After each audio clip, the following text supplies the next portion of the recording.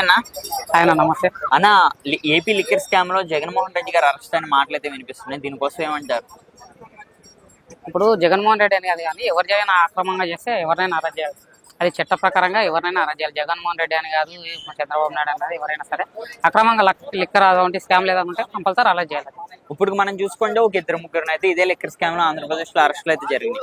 మరి నెక్స్ట్ పేరు జగన్మోహన్ రెడ్డి గారిదా, లేకపోతే ఈ లిక్కర్ స్కామ్ వెనకాల జగన్మోహన్ రెడ్డి గారు వస్తూ ఉండే అవకాశం ఉందా లేదా? మనకు క్లియర్ గా కనిపిస్తుంది కదా, రేట్లు పెంచేసి మద్యం ధరలు పెంచేసినప్పుడే మనకు అది ఏంటంటే ఇట్లా డైరెక్ట్ ఆన్లైన్ లో కాకుండా ఏదైనా సరే ఇప్పుడు మనం డైరెక్ట్ పేమెంట్ ఇచ్చి తీసుకోవడం వల్ల అది చాలా అది డైరెక్ట్ ఈయన విజయసాయి రెడ్డి గారే చెప్పారు, మా ఇంట్లో కూర్చొని 100 కోట్ల డీల్ నేనే చేశాను. ఆయన అంత డైరెక్ట్ ఓపెన్ గా చెప్పినప్పుడు ఇంకా మనం కాదని ఎలా అనుకుంటాం చెప్పండి. అంటే ఈ ఇష్యూలన్నీ కూడా బయట పెట్టింది విజయసాయి రెడ్డి గారేనా మీ అభిప్రాయం?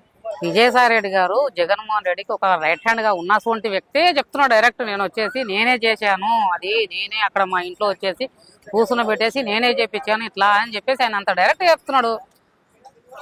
సో ఆంధ్రప్రదేశ్ లో నిజంగా లిక్కర్ స్కామ్ జరిగిందంటారని ఇవి జస్ట్ అపోహలు మాత్రమేనా? అంటే పైకి కావాలని నెగిటివ్ ప్రచారం చేస్తున్నారు. నెగిటివ్ ప్రచారం చేయడానికి అక్కడ చెప్పిన ఆయన సామాన్య వ్యక్తి కాదు కదా. విజయసాయి రెడ్డి అంటారంటే ఏదో ఆషామాషి కాదు కదా.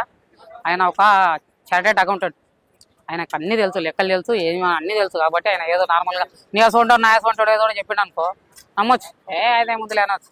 కానీ అక్కడ ఒక పెద్ద వ్యక్తి, అందులోనూ ఒక మన దేశంలో కూడా ఆయనకు ఒక మంచి గుర్తింపు ఉన్న వ్యక్తి, అందులోనూ జగన్మోహన్ రెడ్డికి అంత ఆప్తుడు, ఆయననే చెప్పిండంటారంటే మనం ఖచ్చితంగా నమ్మాలి. ఇప్పుడు రాజకీయ నాయకులను అరెస్ట్ చేయడం అన్నది అయితే చాలా కామన్ అయిపోయింది ఈ రోజుల్లో మన ఇండియాలో ముఖ్యంగా. మరి ఏకంగా ఇప్పుడు ఆంధ్రప్రదేశ్ లో గత ముఖ్యమంత్రి ఎవరైతే జగన్మోహన్ రెడ్డి గారు ఉన్నారో మరి ఈయన ఒకేలా అరెస్ట్ చేస్తే ఎటువంటి అంటే సింపతి ఏమైనా వచ్చే అవకాశం ఉందా ఆంధ్రప్రదేశ్ లో? సింపతి అనేది ఇక జనాలను చెప్పాలి. అది సింపతి అనేది దేనిపైన వస్తుంది సింపతి? ఈయన ఏమన్నా ఏదో యుద్ధమాలు చేసేసి జైలుకి వెళ్ళడానికి సింపతి వస్తుందా, లేకపోతే దేని గురించి వస్తుంది సింపతి? లిక్కర్ స్కామ్ లో అది అక్రమాలు జరిగాయని చెప్పేసి దాంట్లో ఆయన జైలుకి వెళ్తున్నాడు.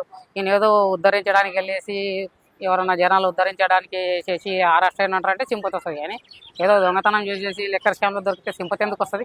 ప్రజల్లో మళ్ళీ సింపతి అంటే ఒక రాజకీయ నాయకుడు అంటే గతంలో మనం చూసుకుంటే నారా చంద్రబాబు గారిని 53 రోజులు అరెస్ట్ చేసినప్పుడు యావత్ భారతదేశం అంతా కూడా ఊగడం అయితే జరిగింది. మరి ఇలాగే జగన్మోహన్ రెడ్డి గారిని కూడా అరెస్ట్ చేస్తే మరి వ్యతిరేకత ఏమైనా పెరిగే అవకాశం? అంతకంటే ముందు కూడా జగన్మోహన్ రెడ్డి గారు ఈయన 53 రోజులు ఉంటే ఆయన 18 నెలలు కూడా జైల్లో ఉన్నాడు. అప్పుడు ఏ సింపతి రాలేదు కదా. మరి అలా అనుకున్నప్పుడు అప్పుడు 18 నెలల జైలు తర్వాత కూడా సింపతి రావాలి కదా.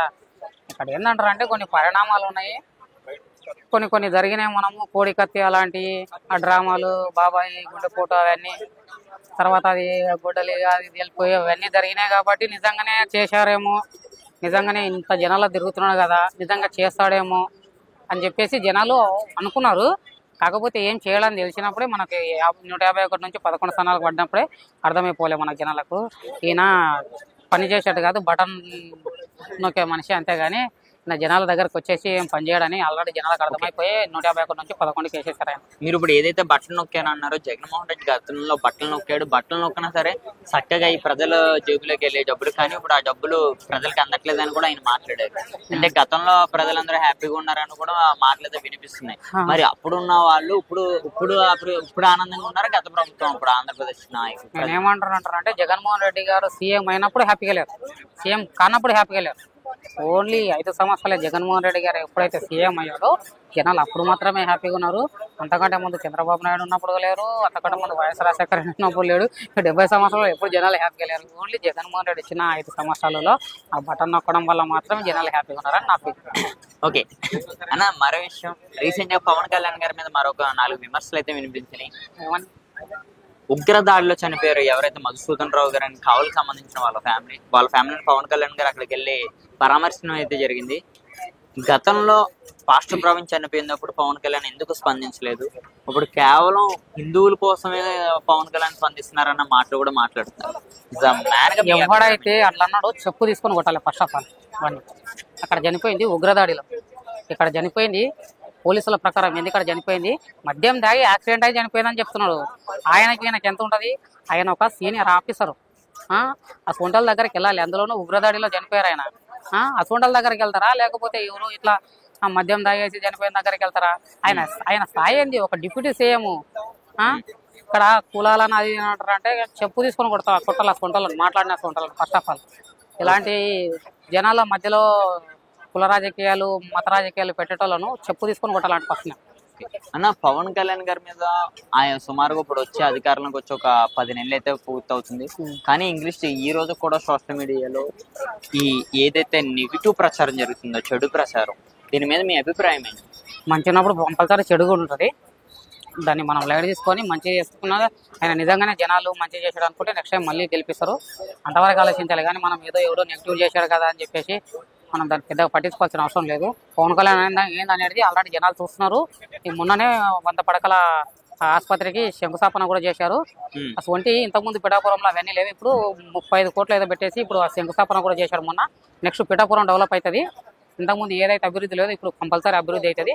అట్లనే మన కొన్ని ఇక్కడ మన ఉంటాయి కదా అరకు ఆ వ్యాలీ ఆ ప్రాంతాలలో కూడా ఆయన వెళ్ళేసి స్వయంగా ఆయన చెప్పులు కూడా అలా చూసేసి ఆయన వాళ్ళ చెప్పులు కూడా పంపించాడు అంటారంటే అర్థం చేసుకోవాలి మనం ఎంత డీప్గా ఆలోచిస్తాడు ఒక పర్సన్. ఓకే, అలాంటి వ్యక్తులను ఎవడో అన్నారని చెప్పేసి మనం పెద్ద పట్టించుకోవాల్సిన అవసరం లేదు ఆ విషయాల గురించి. అన్న వన్ వర్డ్ లో పవన్ కళ్యాణ్ గారి పరిపాలన కోసం మీరు ఏమంటారు అన్న? Pawan Kalyan is the legend track. అసలు సినిమాలో కానీ ఇక్కడ రాజకీయాల్లో కానీ ఎప్పటికైనా లెజెండ్. ఓకే, రానున్న రోజుల్లో ఆయన సెంటర్ మినిస్టర్ అయ్యే అవకాశం ఉన్నది అంటున్నారు. దీనికోసం ఏమంటారు? సెంట్రల్ మినిస్టర్ అయినా కూడా హ్యాపీ. ఇంకేంటంటే ఆయనకు ఆంధ్రప్రదేశ్ డెవలప్ చేయాలని ఉంది. ఆంధ్రప్రదేశ్ మీద ఆయన ఎక్కువ ఫోకస్ ఉంది. చూద్దాం ఏమవుతుందో. సెంట్రల్ కూడా వెళ్ళాలన్న అది వస్తున్నాయి వార్తలు. కానీ నేనేమంటానంటే ఆయనకు ఆంధ్రప్రదేశ్లో ఏదైనా మంచి జరగాలి, ఆంధ్రప్రదేశ్ గురించి ఏదైనా చేయాలని ఒక ఎక్కువ ఆశాభావం ఉందని నేను. థ్యాంక్ యూ అన్న.